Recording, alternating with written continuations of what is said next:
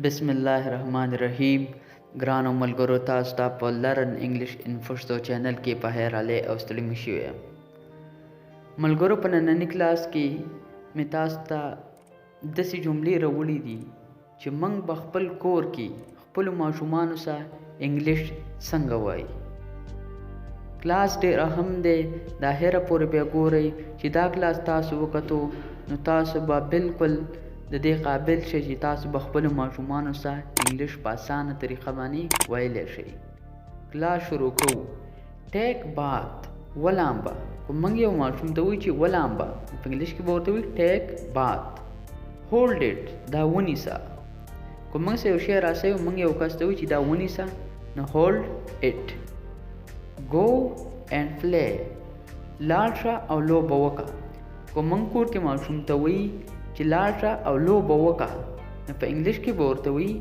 go and play never کله هم نه که موږ یو ماشوم ته وایي چې کله هم نه نو په انګلیش کې به ورته وایي never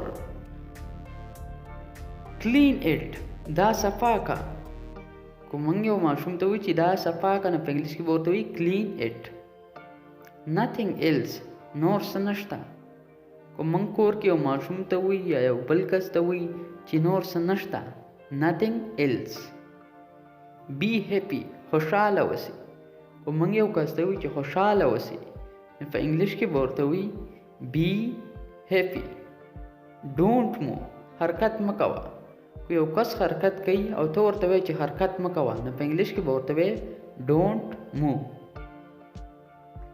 look at me ما ته وګوره که موږ یو ماشوم ته وایي چې ما ته وګوره نو په انګلیش کې به ورته وایي look at me look at here دلته وګوره که ته ورته وایي چې دې طرف ته وګوره یا دلته وګوره نو بیا ورته په انګلیش کې وایي look at here take it دا ونیسه که تاسو یو شی درسئ او ماشوم ته وایي چې دا ونیسه په انګلیش کې ورته ویلی شي take it anything else نور څه شته که موږ یو کس ته وایي چې هلکه نور څه شته یا نور څه شته نو په انګلیش کې به ورته وایي anything else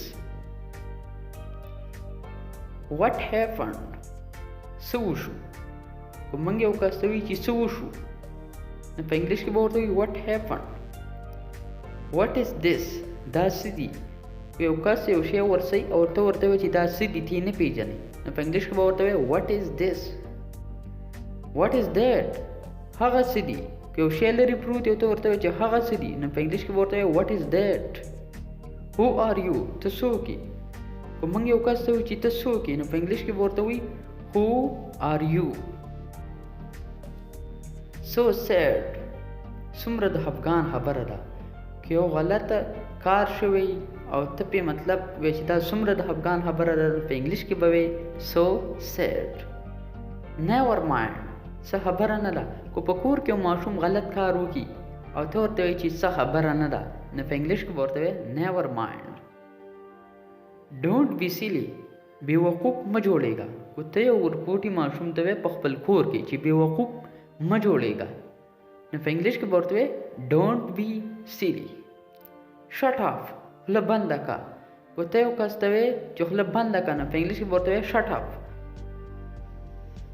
how sweet څومره خوږ که ته یو شی هی چې څومره خوږ نو په انګلیش کې به how sweet very nice ډېر ښه که یو شی او ډېر ښه ته وایي چې very nice نو په انګلیش ډېر ښه نو په انګلیش کې به وایي very nice put on your turban خپله پګړۍ په سر کا ټربن وایي پګړۍ ته که موږ یو کس ته وایي دا خپله پګړۍ دي په سر کا نو په انګلیش کې به ورته وایي put on your turban put on your shoes خپل بوټان واچوه که موږ یو ماشوم ته په کور کې وایي چې خپل بوټان واچوه نو په انګلیش کې به ورته وایي put on your shoes he is married هغه واده کړی که یو کس موږ یادو چې هغه واده کړی نو په انګلیش کې به وایي he is married I don't ask زه پوښتنه نه کوم که ته یو کس ته وایي چې زه پوښتنه نه کوم نو په انګلیش کې به ورته وایي I don't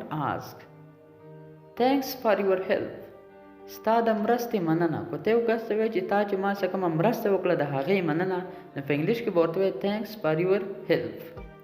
I don't understand. زه نه پوهېږم. که ته یو کس ته وایې چې زه نه پوهېږم، نو په انګلیش کې به ورته وایې I don't understand. No need. څه ضرورت نشته. که ته یو کس ته وایې تا له هغه یو څیز درکوي یا تاسو څه مرسته کوي، نو ته ورته وایې چې څه ضرورت نشته، نو په انګلیش کې به ورته وایې no need. I am worried. زه خفه یم. که ته یو کس ته وایې چې زه خفه یم، نو په انګلیش کې به ورته وایې I am worried. Please help me. مهرباني وکړه زما مرسته وکړه. که ته یو کس ته وایې چې مهرباني وکړه زما مرسته وکړه، ما څه مدد وکړه، نو په انګلیش کې به ورته وایې Please help me. He is a honest boy. هغه ډیر ایماندار هلک دی. که موږ یو کس ته د یو بل کس باره کې خبره کوو چې هغه هلک ډیر ایماندار دی، نو په انګلیش کې به وایي He is a honest boy. Shut the door. دروازه بنده کړه. که موږ یو کس ته وایي چې دروازه بنده کړه، نو په انګلیش کې به ورته وایي Shut the door. What made you in a hurry. ستا څه تعدی ده. که موږ یو کس ته وایي چې ستا څه تعدی ده، نو په انګلیش کې به ورته وایي What made you in hurry. What made you late. تا ولې ناوخته کو. که موږ یو کور کې یو ماشوم ته وایي چې تا ولې ناوخته کو، نو په انګلیش کې به ورته وایي What made you late. I am sleeping. زه ویده کېږم. که ته یو کس ته وایې چې زه ویده کېږم، نو په انګلیش کې به ورته وایې I am sleeping.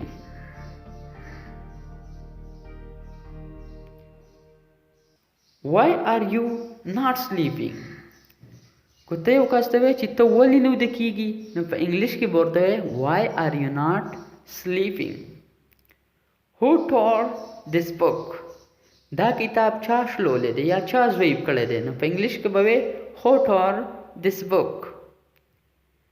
Bring me towel. مالا تولیا راوړه. ټاول وی تولیا ته. نو که ته یو کس ته وایې چې مالا تولیا راوړه، نو په انګلیش کې به ورته وایې Bring me towel. Goodbye. د الله په امان. که ته یو کس ته وایې چې د الله په امان، نو په انګلیش کې به ورته وایې Goodbye. ملګرو دا و زموږ نننی کلاس چې په دې کلاس کې موږ تاسو ته هغه جملې زده کړې چې کومې خپل کور کې موږ خپلو ماشومانو ته استعمالو. په اسانه طریقه د انګلیش نه پښتو ته ټرانسلیټ کړي. امید کوم چې تاسو به د دې کلاس نه ډېر څه زده کړي. ملګرو دا ویډیو لایک کړئ، چینل سبسکرایب کړئ او بیل آیکن هم پې ووهئ، ځکه چې د انګلیش د زده کولو لپاره به تاسو ته داسې ویډیوګانې د دې چینل نه ملاویږي.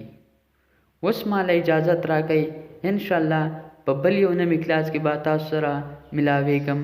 د الله په امان.